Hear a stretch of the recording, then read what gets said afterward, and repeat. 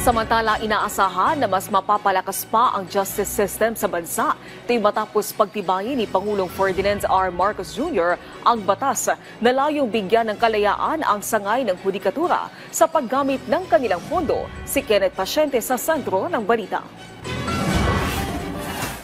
Sa layuning mas mapatatag pa ang constitutional mandate ng hudikatura bilang co-equal branch ng pamahalaan, pinirmahan ni Pangulong Ferdinand R. Marcos Jr. ang Republic Act No. 12233 o ang Judiciary Fiscal Autonomy Act, batas na magpapalakas sa kalayaan ng hudikatura sa paggamit ng sariling pondo nito. Dahilan para mas epektibong magawa ng hudikatura ang mandato nito, lalo na sa pagpapalakas ng judicial system sa bansa.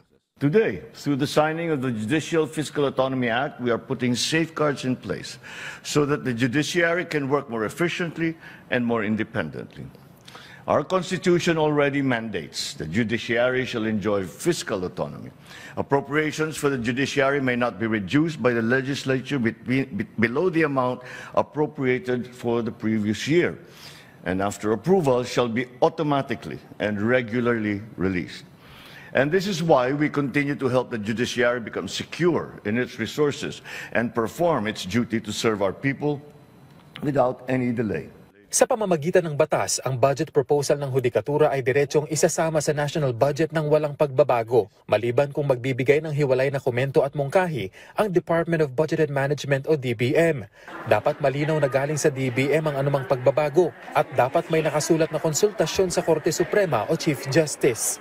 Bibigyang kapangyarihan ng batas ang punong mahistrado ng Korte Suprema na dagdagan ang alinmang item at baguhin sa pamamagitan ng en banc resolution ang paglalaan ng pondo na alinsunod sa batas. Pero ang Korte Suprema ay magsusumite ng report tuwing ikatlong buwan sa sangay ng ehekutibo at lehislatura hinggil sa kung paanong maingat na nagamit ang pondo.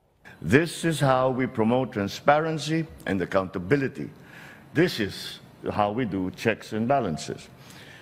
This is how democracy works, by respecting the role each branch plays, while exercising our duty to ensure that no branch acts beyond what the Constitution allows. Binigyang diin ng punong ehekutibo na kung may sapat na pondo at tama ang paggamit, mas magagawa ng hudikatura ang tungkulin nito. Lalo na anya ang pagtugon sa hinaing ng taong bayan sa pagtataguyod ng kanilang karapatan at pagkakataong makamtan ang hustisya. This law further strengthens the commitment of the executive to work alongside the judiciary as a co-equal branch of government. We recognize that each of us has a unique role, and yet we also have a shared responsibility to uplift Filipino people. Above all, let us always remember that even our smallest decisions can shape the lives of very many people and the future of the nation.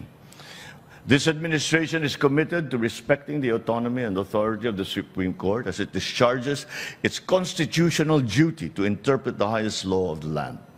Sa ipinasang National Expenditure Program ngayong taon, pang-siyam sa 10 departamento ang hudikatura na may pondong 67.9 billion pesos. Kenneth Pasyente, para sa Pambansang TV, sa Bagong Pilipinas.